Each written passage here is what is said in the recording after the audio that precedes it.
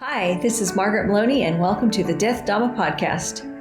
In a series I used to read, occasionally one character would say to the other, "May you live in interesting times." It was understood that this was a curse, where interesting times meant chaos and difficulty. Well, we do live in interesting times. I mean, don't we always?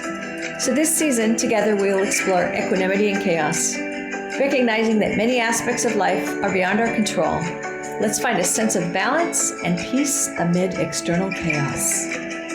As we jump into our season 5 and we go down the path of equanimity, today I want to start off by sharing with you some thoughts I had around caterpillars and metamorphosis. And I promise that I will bring that in with some context because that sounds kind of crazy. It's not a nature show. But things are different. The change in the administration has created a whirlpool of uncertainty. What's going to happen? Some people are going to be very happy and others will not be happy. We might think that we know what will happen and who will benefit, but we don't know everything and we don't control anything. Things are going to be different. We are going to be different. Sometimes I find myself on a path of fear-based questions, too numerous to even go over here, in search of answers that I can't find.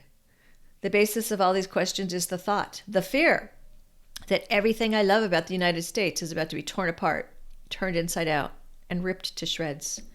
Other times, I remind myself that when something burns completely to the ground, you rebuild. You create something even better. But first, you have to lose almost everything. You have to let things go, and this can be extremely painful. So it's these thoughts that have somehow brought me to this place where I was thinking about caterpillars and metamorphosis. Because caterpillars, they don't have a say in if or when they will turn into butterflies. A caterpillar will undergo metamorphosis if it lives long enough, barring any, biological malfunction. The process is complex and involves multiple stages. At one point, the caterpillar's body breaks down and becomes liquid. Sounds kind of gross. This caterpillar soup reorganizes and rebuilds itself into a completely new entity, a butterfly. Now, insects have different nervous systems than mammals, so this process might not be painful. We don't really know. We cannot always say the same about our own encounters with transformation. We also undergo a process of metamorphosis and have our own types of breakdowns. And when we make it through this process, we are different. We have created a new version of ourselves. Change is unavoidable. It can also be dramatic. It can result in a butterfly, and that is beautiful. So now you think, this is the part where I'm going to tell you that the end result is always beautiful, and that a difficult transformation is always justified by the result. But I can't promise you that. After the transition, things will be different. You will be different. All of this is playing out within the larger context of karma. Sometimes we see how things play out, and we understand how a loss was a gain, or how a perceived win led to a setback. At other times, we cannot see how our karma is ripening. We just have to trust that karma is at work. Now, because of the caterpillar and metamorphosis, I turn to a quote from Charles Darwin. "It's not the strongest of the species that survives, nor the most intelligent, but the one most responsive to change." Going through change is not easy for anyone. During certain stages of its transformation, the caterpillar has no defense against predators. Metamorphosis takes a considerable amount of energy, yet the process can't be abandoned before it's seen through to completion. What happens if a caterpillar does not undergo the essential metamorphosis? There will be no butterfly.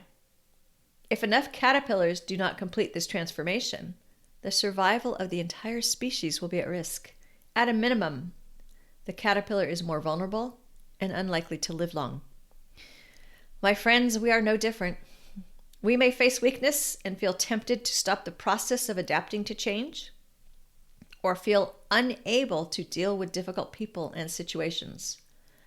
We might think we have a say in whether or not we go through with metamorphosis, but whether or not we participate willingly, there will be a transition. We do not know what the result will look like, but at the very least, the process calls for us to let go of the past and become more patient and resilient. So now I turn to a quote from Maya Angelou. If you don't like something, change it. If you can't change it, change your attitude. So you may not like the changes you see happening, but you can emerge from the process as a stronger person. Transitions that you happily anticipate bring you joy. Transitions that you dread can bring you strength. You can develop new skills and new ways to work on clinging and aversion. If you do not like what is going on around you, yet you cannot change it, then draw on your practice. Actually, if you like what's going on around you, draw on your practice. This is always the answer, right? You might need to let go of your perceptions of how you want things to be, or at least open up to new ways of being in and working under less than ideal situations. We will all be going through change. It will require us to draw on our practice and our resilience, to contemplate the idea of suffering, to examine our role in our suffering, to support each other throughout the process. We don't know what is waiting for us. We do know that this is an excellent time to connect more deeply with the wisdom of the Dharma.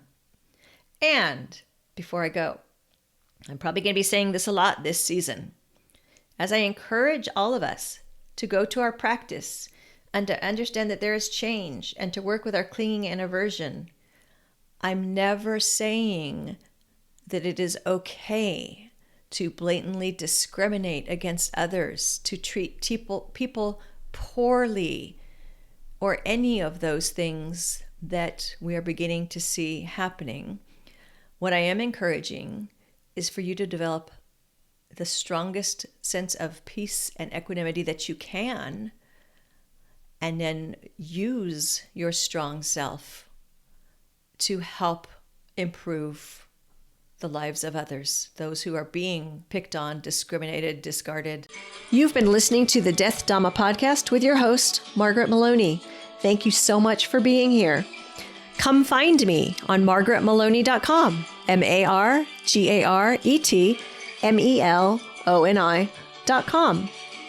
And until we meet again, may you be well, may you be happy, may you be at ease, and may you be free from suffering. Bye for now.